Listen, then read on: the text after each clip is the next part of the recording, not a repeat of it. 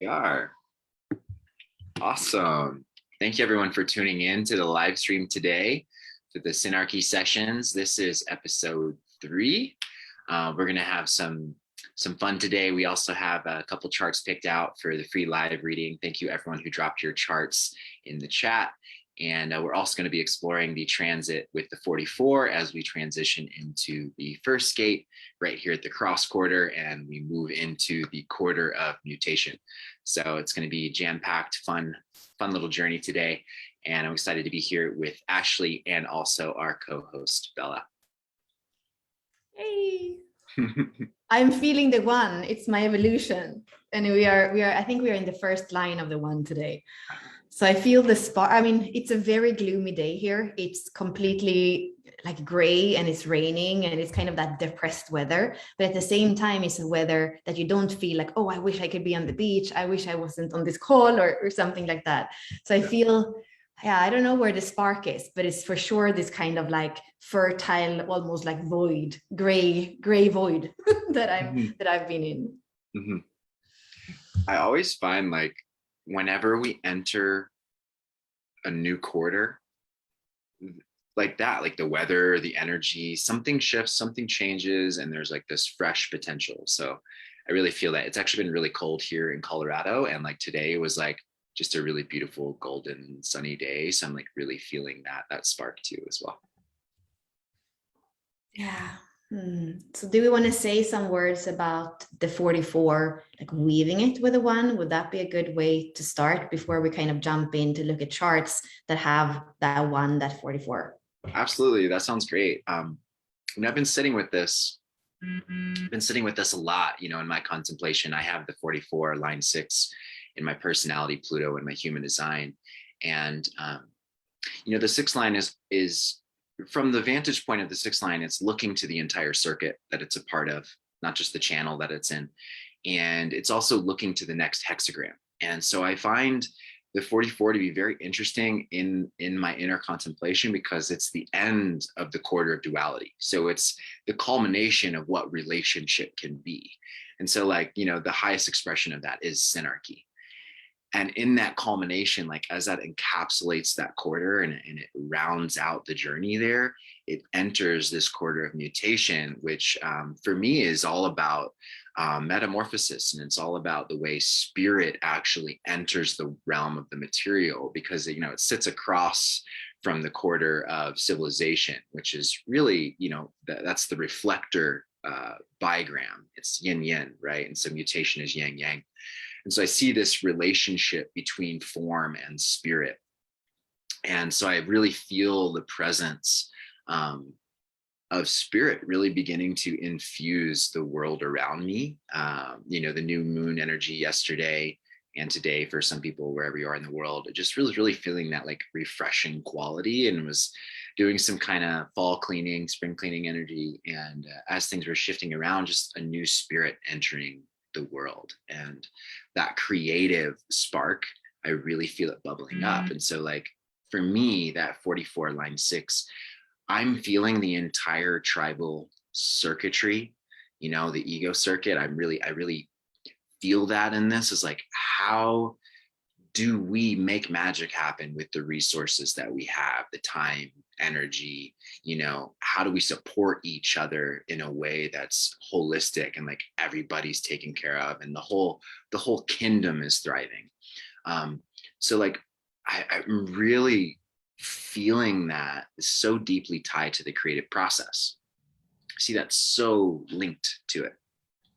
And I'm just really just in wonder and awe of that bridge between the 44 and the 1, and just like how the initiative to like be a part of a team and be a part of a larger mission and a larger purpose than our individuality leads to mutation, not only at an individual level, not only at a tribal level, but also for the entire collective, for the entire planet. So I just see that taking that step forward from that place of commitment to teamwork and to really thriving together, that like, that's when heaven can come to earth, you know, the first hexagram being the creative heaven. So I'm just really feeling that in my heart today, and just and because that hexagram is entirely yang, it really makes sense that that would be the one that leads the entire quarter of mutation, because it is a yang quarter represented by the manifester. And as a manifester, I'm really feeling that today. And my 44 being my Pluto, it's just like a lot of underworld churning transformation. As anyone moves into the creative process, there's something that has to die and be let go of. And I think a lot of the times that's fear. Yeah, so I'm just really feeling that and feeling very alive today. And yeah, happy to be crossing that bridge into the new quarter. Yeah, I'm smiling. There's something that has to die. That Ashley knows that's something that I would say.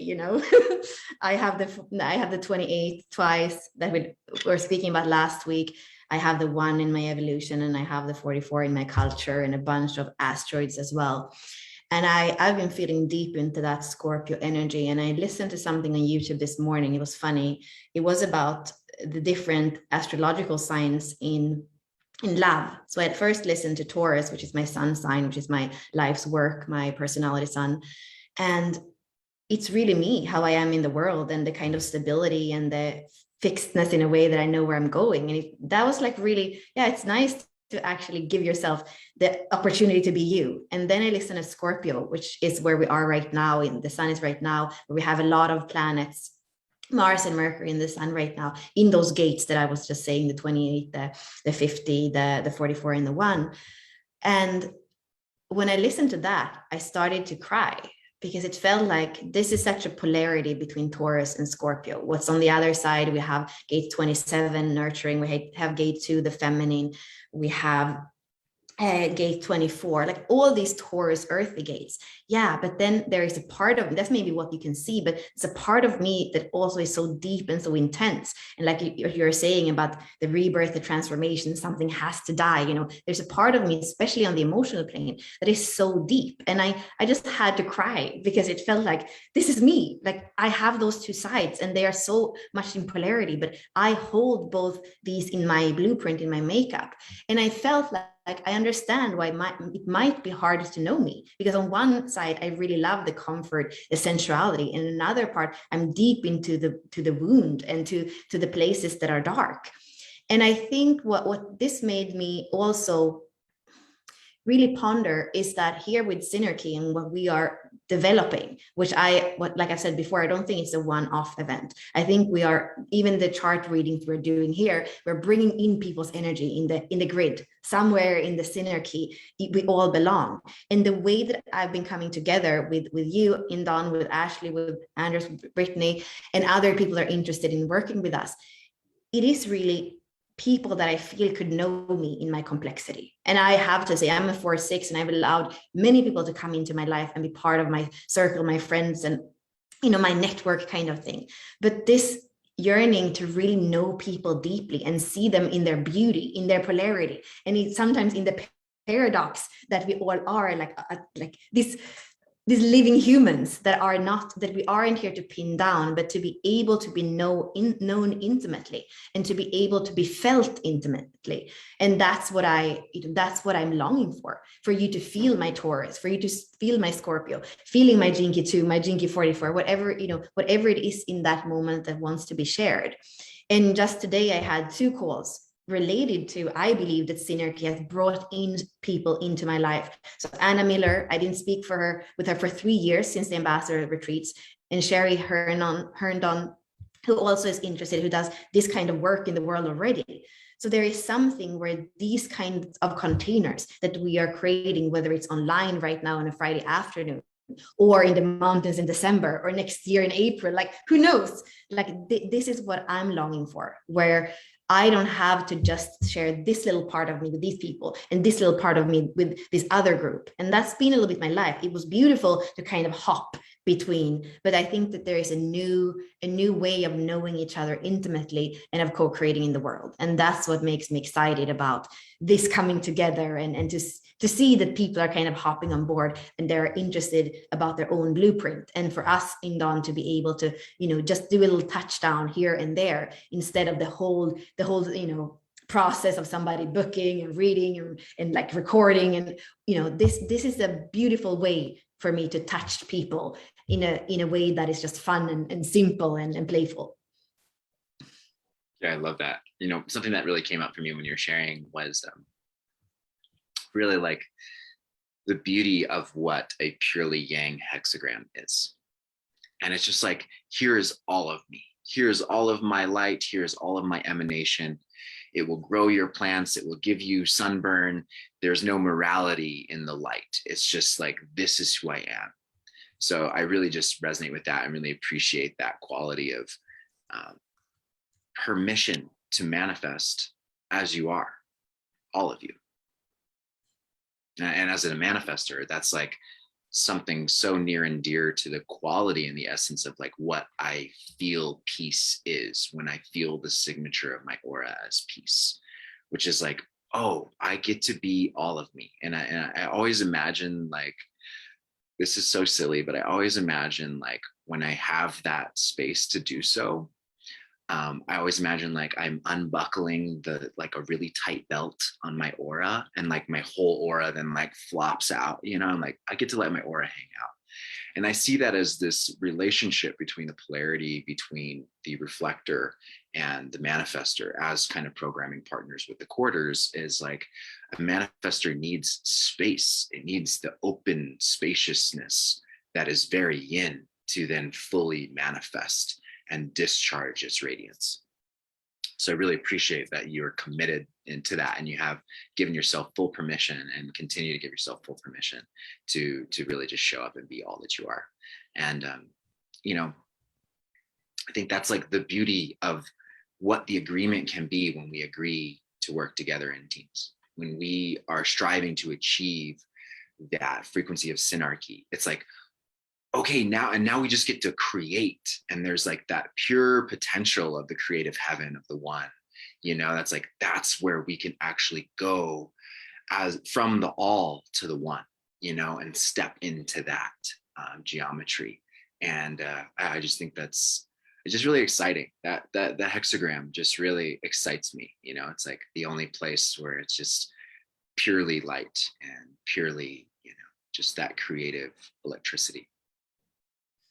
Yeah, so maybe it's time to jump in. Ashley, are you here on the back end? Would you maybe share the first charts with us? And I know we had a few of them. I see that some people are also here that I think we did have their charts. So maybe if somebody's here and we have their chart, maybe we start there. Maybe, yeah. Mm-hmm. Let's see if Ashley's on the back end. Maybe I have to make her cool. No, she's good. She can share already. It feels like it's so cool to have somebody that can do the tech for us. Thank you, Ashley. Mm-hmm. Even if you are like very overqualified to do the tech, thank you for being here and doing it for us.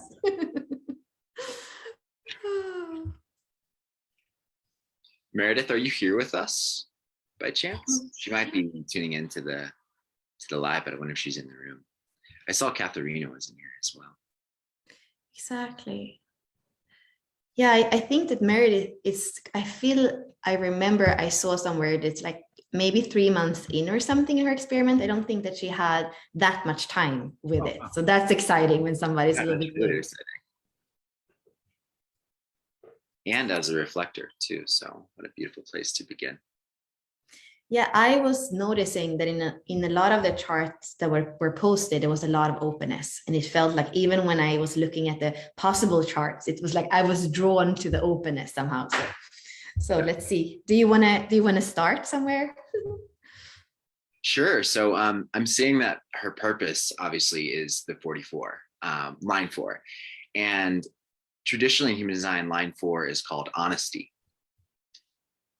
And so I think that's a really great quality. Honestly, the 4th line being that kind of brotherhood, sisterhood kind of energy, and really carries like this open heart that makes you feel comfortable and at home. And like the 4th line also is the confidant, right? So I feel like there's this beauty around honesty in being the confidant. It's like being able to be receptive, particularly as a reflector, like so much receptivity, right? So being able to be receptive to what's coming up for this person, particularly in the spleen theme. So like ways in which they might not be feeling secure with the team, they might not be feeling safe with the team. Maybe there's some basic needs that they're needing as far as like shelter, warmth, sustenance, that sort of thing, that's playing into maybe how they could be interfering or how others could be interfering with the teamwork process.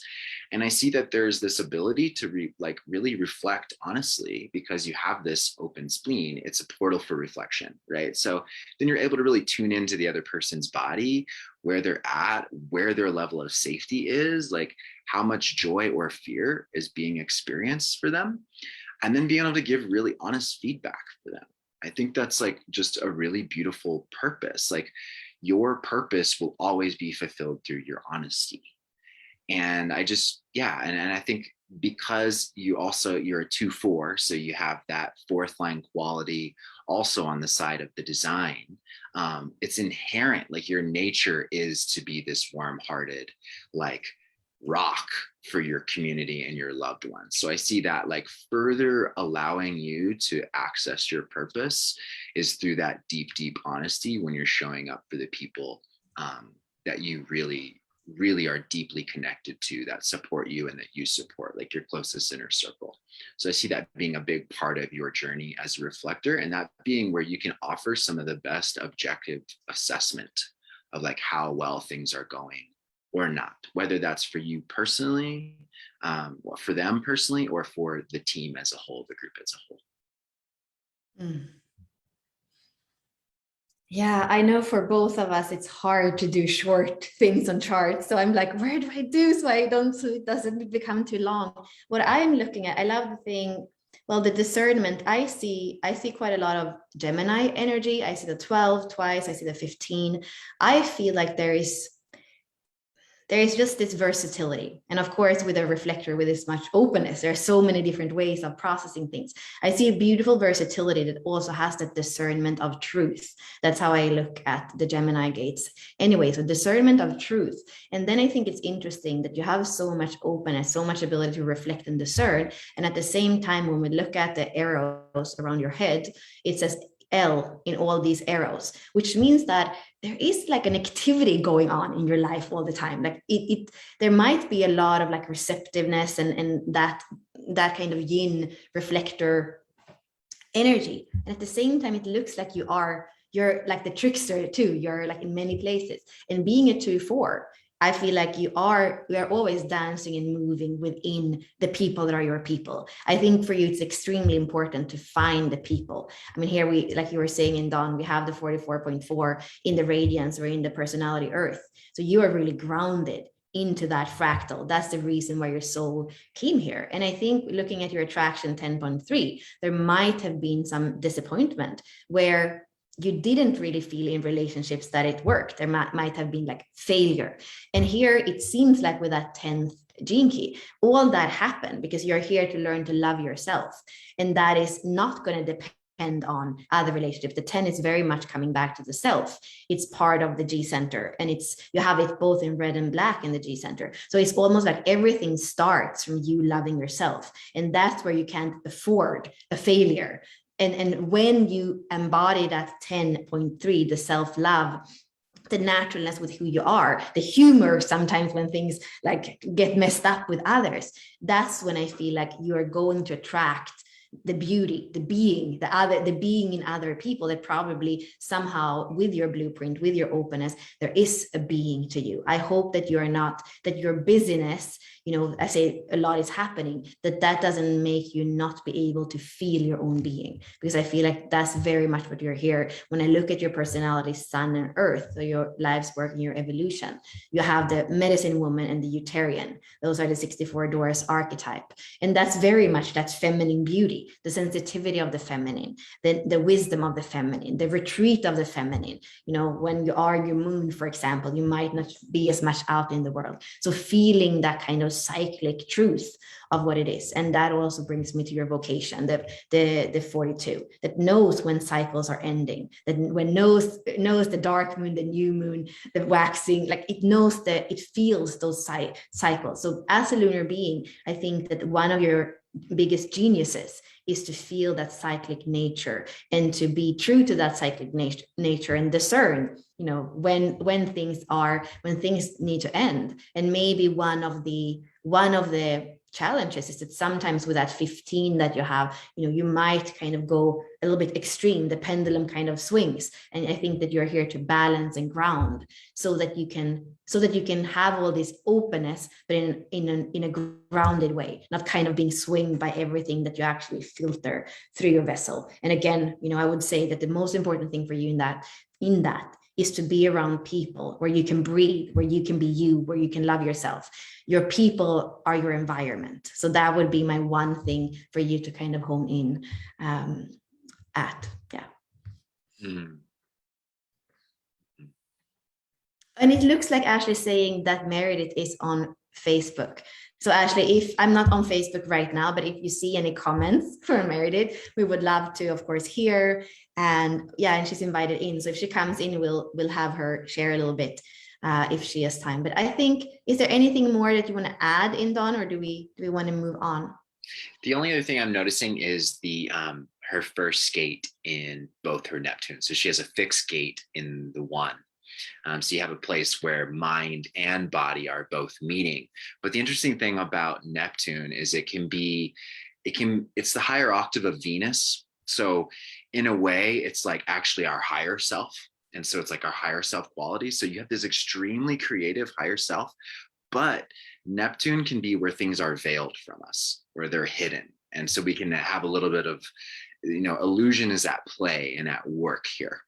So in a certain capacity, you have like this amazing quality where spirit and form meet in a very creative way. And they're both 2-4. So it's also like enforcing the 2-4 profile that you have.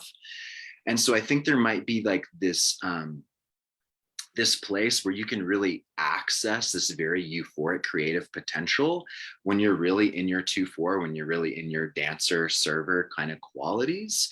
But it could be something that could just totally be like, you don't see it until like the higher self steps in and is like, actually, did you see that? Like, this is the creative process. And I think that could be something that even getting just feedback from others and like getting some insights around like, you know, how do you see my creative, like higher self come through? It could be helpful to get that feedback because again, Neptune can be something that we don't see about ourselves. It could be something very elusive. So it could be really beautiful to get that feedback, that honesty from others, right? That teamwork from others to just really to see what that is, because I think there's a lot of potential there as a fixed gate, and also that potential for it to be hidden. Mm-hmm. Yeah, thank you, ẎnDon.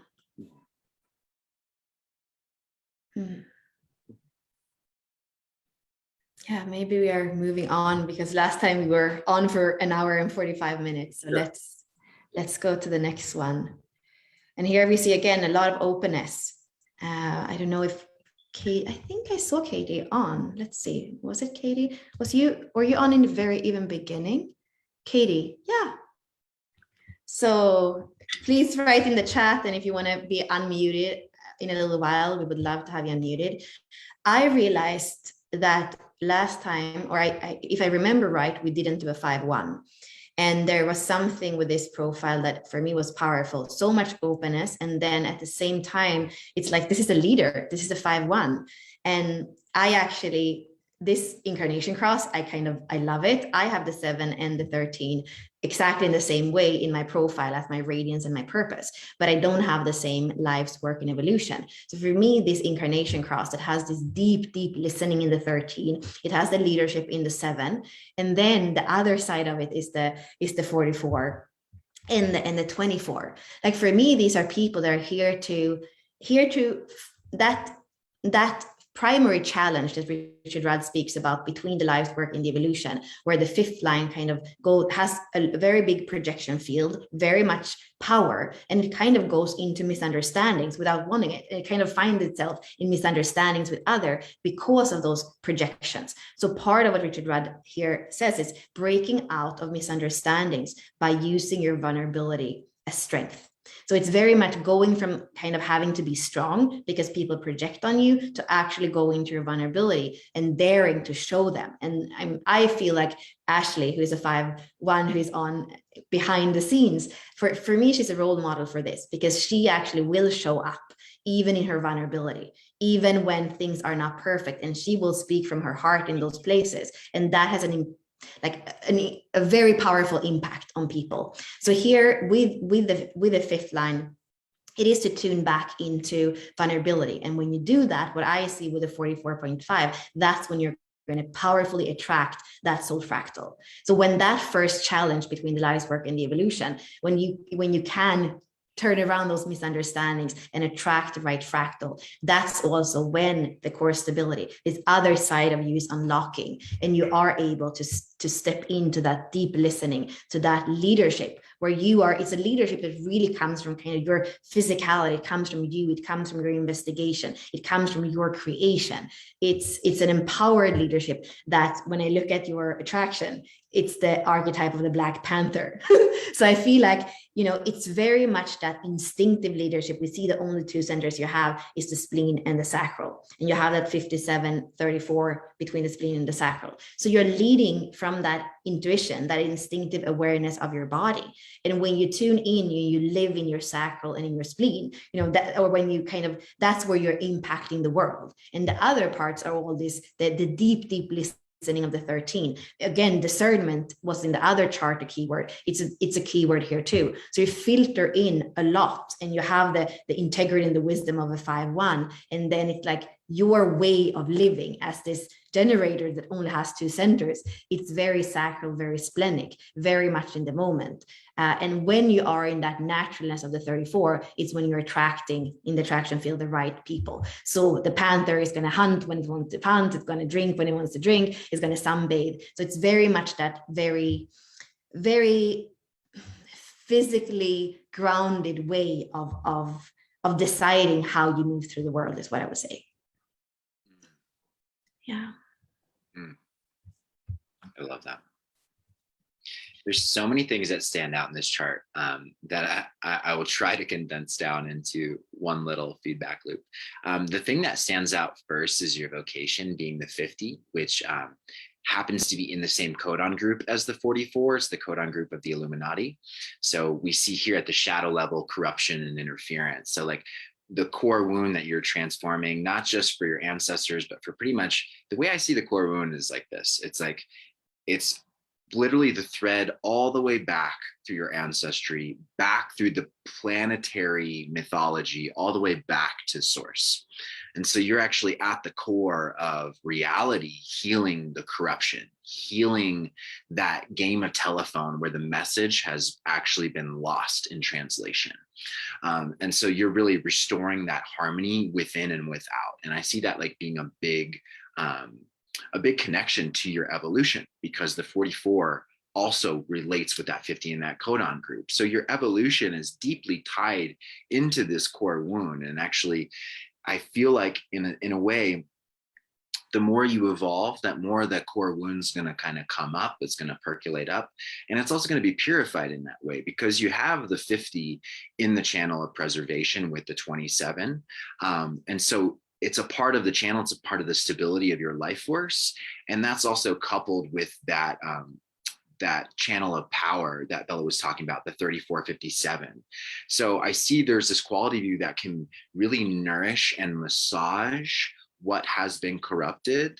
And so like you can like bring that balm that heals that, right? Because I see a lot of healers with that channel, the 2750, like a lot of healing archetypes have that, and that tribal defense circuit quality of like protecting the longevity, particularly of the body, because it's the spleen, right? So it's like this life force response to actually support the body in its healing process.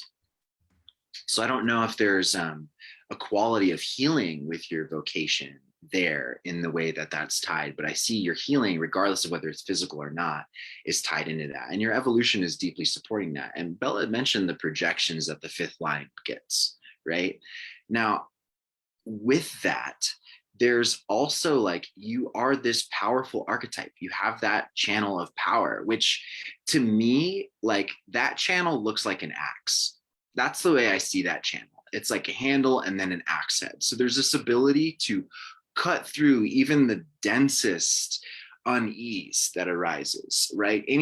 Even the densest of forces that show up in the world, you're able to resurrect and you're able to cut through that. So I see there's this quality of like healing that you bring, trying to preserve others. And there's also this like, I don't take crap, right, from anybody with that. So there's, in that way, I can see that being a balance in the way that you can deal with corruption and interference. You can deal with it in a loving way, and you can also deal with it in a very strong, bold way where you're harnessing the force. And that's how I see that shadow of force with the 34. It's like, it's force, right?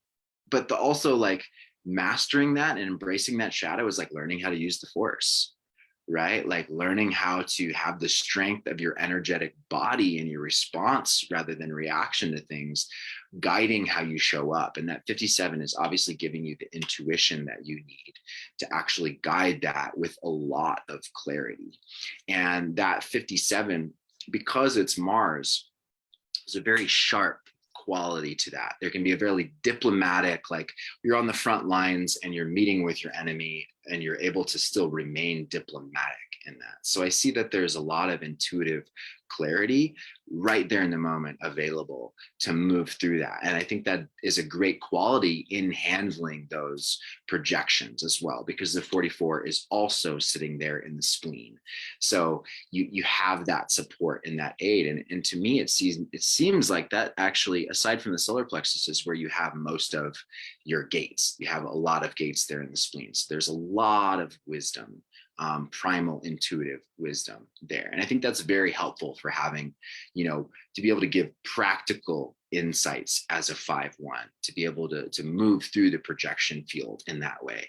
And the other thing that I see that's like really deep at the core of that is your SQ. You have the 55-5, which for me is like the exaltation of freedom, right? And so at the core of who you are, like your spiritual heart actually wants to love others by offering freedom and being a voice of freedom, being a leader of freedom. And I see that being very central to how you can help heal corruption in the world, and you can continue to evolve and to carry out your teamwork in a humble way, is by like, when it comes to dealing with the projection, also seeding that tension, if there is any, with that message of freedom and allowing the freedom of your spirit to come through. And maybe that even being the thing that pierces through the projection field and actually allows them to see you for who you truly are, is allowing your freedom to lead. Even though the projection field can cloud others from seeing who we really are at the core of who we are, I think allowing your spiritual heart to shine and that freedom to be there, that can help others see that there's a higher harmony that is available, that's just right here at our fingertips. Beautiful. Yeah, I think the only thing I would say here, I have a completely open ego as well, and I have the 44 from the spleen. I have noticed when I have people with the 26 or their long transits with the 26, it kind of changes a little bit how I move through the world. There is a little bit more of that kind of self-empowerment and I'm worthy of this. So I think that could be an inquiry for you. Like when the 26 is in transit, or when you have people that have, I would say the 26, possibly not the whole channel, because that's a different dynamic.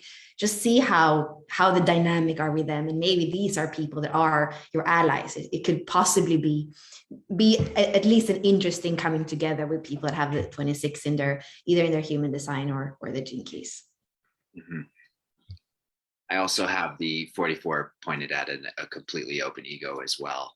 And I also have the 45 just like this. And yeah, I really feel that. The other thing I'm seeing too, just to as a last little seed, your south node is a 44-5 as well on the design side. So depending on your age, depending on if you've hit your Uranus opposition or not, that energy, the 44, is going to be very present through your journey in this life. And that's going to be, you know, I think that you'll be moving into deeper silence in your later life. And you'll be actually like coming into that space where there's less interference. There's more silence and probably a very creative, inventive quality that emerges through your just natural intuitive ability in the body. Yeah, Katie says she's 54, so she's past that Uranus opposition. So that's beautiful. Maybe a little bit more of the Taurus qualities in the North Node, as opposed to some of those more Scorpio deep waters. Maybe more coming into the groundedness of the body, the sensuality, the beauty of things. Could be one of like these things that you're noticing in your trajectory of life, Katie. Okay, I guess we do have time with at least one more. How do you feel, ẎnDon? Good. Yay. Ashley, will you swipe for us? Oh my God, I love this name. Do you want to start diving into this one? I think was this one of the ones that you said, ẎnDon, that was really interesting to you? Yeah, this one really stood out to me, particularly, I don't see a lot of generating charts where it's just like 2 centers, 1 channel. And what I love about that is like you actually get to experience the quality of that generative channel. Like on the last call, or I think it might have been the other day, Ashley was talking about being around somebody who was just the channel of mutation. And you could really feel the purity of the channel. And so this one really stood out to me, particularly because the channel of the beat has the 2 in it, which for those of you that don't know, is actually the location that the magnetic monopole sits in the G center. And so there's like this, I just see that there's a really deep feminine wisdom there that is driving the show, because it really is the driver. But it's all on the design side, and it's on the North Node for her. So it's like there's this potential that's like ripening and just getting much sweeter with age as you're moving into that North Node position. And I feel like all of life is like standing behind you and shepherding you in the right direction. And the more you can surrender to that, particularly in the body, the more deeply you will be provided for, particularly because the 14 on the other side, and traditionally in the I Ching, is the card of treasures, right? And so there's like all these resources and this generative capacity that the 14 for me really stands out as like one of those extremely materially successful, gates, the ability for it to just have luck and like resources and things and people fall into its lap time and time again. There's just like so much abundance there, possession in great measure, right? And that can be pulled by the driver, by the universe, and it can take you along this journey. So I just really see just having that channel, it's like that being the stabilizing factor that's connecting your generative authority of the sacral to the G center, which for me, I always feel it as the unified field. It's source, it's God, it's spirit, whatever you want to name it, is the thing that gives us purpose. It gives us our identity as individuals. It fills up our DNA with love, and it guides us. So I just really see that was the thing that really stood out. And there's so much penta activity. That's really what caught my eye. And maybe you want to share some on that, Bella.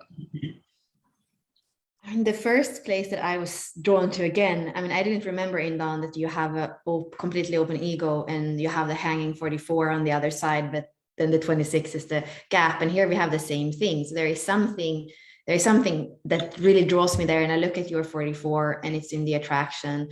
And I also see your gene key chart, and I see a lot of 1s and a lot of 6s. And the way we look at this when we work with a little bit of a different transmission, but part of the transmission that Richard Rudd came up with, what that has to do with the Venus, with the lines of the attraction in the Venus sequence. He says when there is a 1 and a 6, there's a karmic relationship. There's a really strong relationship with the 6 and the 1. And I see your chart kind of standing out in that relationship. And in my funny language, I sometimes say you are a hamburger around the universe, which kind of means that, you know, you are really vast. You are the first line and the 6th line. And then another place where I say that as well for people that are vast is when you have the 1 and the 2. For me, that's the evolution and the life's work. And when I look at your chart, you have both the 1 and the 2 on your design side. So there is something with you that really is this vastness. And, you know, we see it in the openness. There's a vastness when there's openness. I know we have at least like 2 reflectors that are with us today. Andy is on the call. And then we did, I think there was, the first person, Mel, that we are looking at. So there is a lot of openness in this call today. It's like that's the way it is. For you though, I feel when we look at your awareness, there's also those arrows. 3 of the arrows are to the left, to the right, which is the receptive, the yin, the feminine. Then you have 1 perspective that is to the left. And you are 5-1. So I wonder, like, do you have this strong theme of leadership that is kind of action oriented? The 5th line is kind of action oriented and practical. And at the same time, when I look at your chart, there is this vastness, the 1 and the 2. There's just so much, almost like what I was saying in the beginning, polarities or paradox.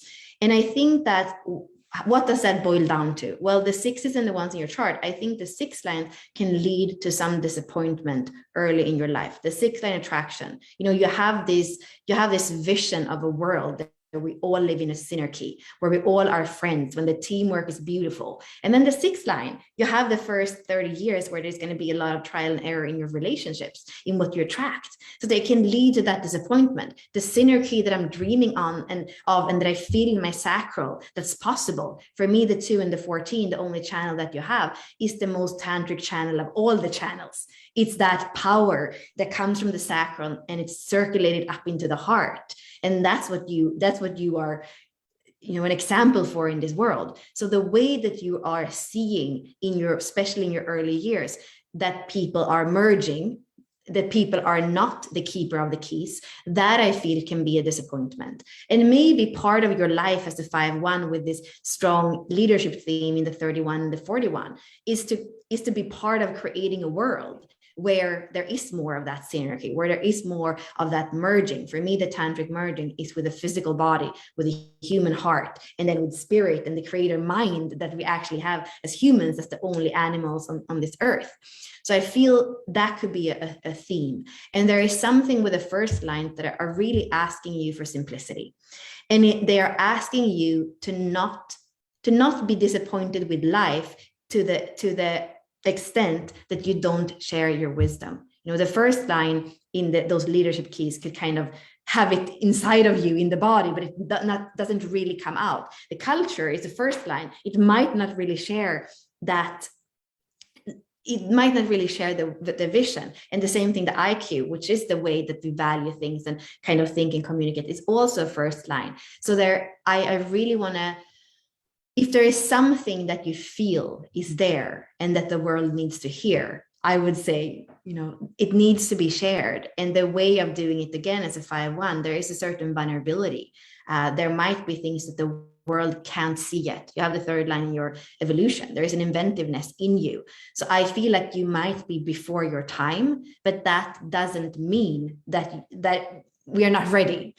So I guess with all this, I would just say we are ready for you, and share those deepest part of you, the seed that is part of that spark that is your creation. I want to feel that key, you know, I want to be the keyhole kind of thing. That's what I feel for a chart. And I feel like an emotional beauty with its chart, with the vastness, with the practicality of the 5-1, and then the first lines and the 6th lines that are this hamburger around the universe. Mm. Mm.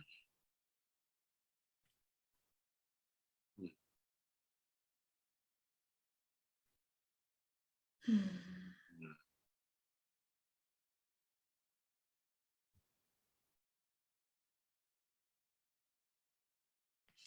Yeah.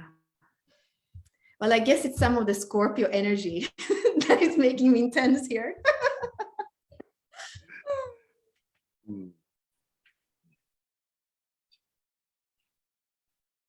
Yeah, Ashley has taken down the charts, which probably means that we're close to the ending. We have our own 5-1 here that she loves the vastness, but there is also a place where Ashley says, you know, let's be practical here. How long have you been on? Is it time to kind of wrap up? So is there anything in Don that you feel, you know, kind of wrapping up today, or the overview of today, or where we're going, what needs to be shared? I'm just really grateful to be entering this quarter, and just the energy for me just feels like I feel the shift. I feel the shift as we've entered this quarter, and I feel like a lot of light in my being. And it's just interesting that this happens to align with Diwali, which is the festival of light in India. So I'm just like seeing that with the wheel, and particularly entering the creative heaven as we're actually celebrating that final day of Diwali. So yeah, I just appreciate how synchronistic to such a point that like you can't make it up, that these systems can be, particularly with transits. They really help me deepen my relationship with the cosmos, and through that I get to deepen my relationships with my inner cosmos. So I'm just really appreciating the light being here today, and showing up and lighting the candle in all of our hearts as we move forward into this very creative time, as winter for some is setting in, and or for, you know, those in the southern hemisphere, things are just waking up and we're beginning to shine our light a little bit brighter. I'm just really grateful to have this creative percolation of energy that's coming through, and I'm just really feeling that for everybody. And yeah, just really grateful for that. Yeah, when I hear you speak, being here in Miami where there aren't really any seasons, I have a little bit lost touch. In Sweden, we have really warm days in the summer where you can be dressed like this, and then in the winter you would die if you go out like this. So I have a little bit lost touch with that. And when I hear you speak and about this quarter that we're going into, which is 3 months of the year, the word that comes to me is Advent. I don't know if you have that here, but it's what we say in the 1st of December. You have that period of waiting for Christmas, waiting for the light, that the star, you know, and that's a little bit what I feel. And I don't know exactly what the anticipation is for. I did notice that in the last chart that we looked at, the 41, the anticipation was that purpose. So I do feel an anticipation. What I was speaking about on the phone with both Anna and Sherry today, it's like, I don't exactly know what this Synarchy thing, you know, what it has in store for us. I feel like we are here, we're showing up. And like I said, it's a seed that is planted. And I feel this anticipation or this Advent, even like this kind of honoring of the process that we're in. And like I said in the beginning, just weaving it back to be with people where I can be the whole of who I am, and I could be that hamburger around the universe, and I get to be intense, and I get to laugh at myself, and you know, and then I get to come back and be grounded. Like, it's so liberating. And we had this exaltation of freedom, you know, to quote you, ẎnDon, that was part of the charts in the SQ, in the heart of everything today. So that's what it feels like for me when I can be here. And one day I show up with red lipstick, and one day I show up and I'm in a completely different energy, but it's all part of who I am and what happens when the transits move through. And that's what I hope that the Synarchy events that we're going to do in person are going to be a hub for, that we come and we can feel the transits that are moving through us, and know that, you know, it's not that we are unstable just because we feel the transits. It's the beauty of being human and being a filter for the universe moving with us and through us.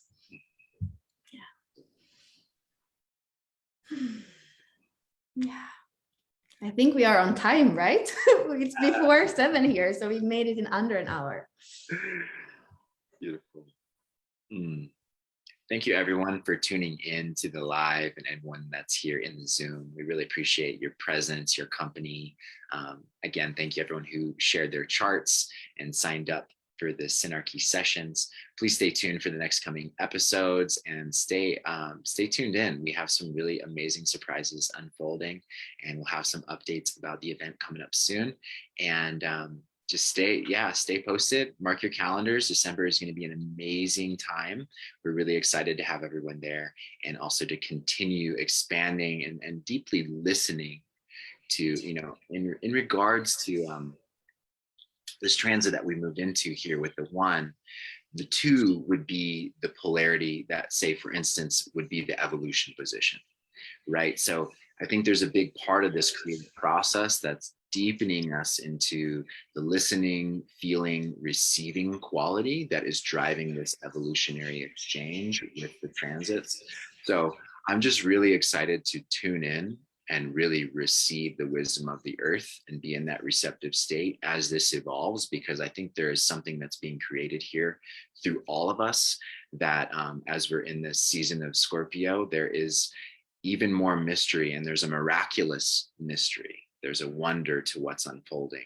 So I'm just really humbled to be guided by the universe and to be listening deeper and deeper each day. And so just really grateful, everyone, for tuning in and listening and being here and adding to the receptivity of this circle as we get the wisdom and the insight of what this creative process could be, and as we anchor the creative heaven to earth. Thank you, ẎnDon. Thank you, everybody. Bye.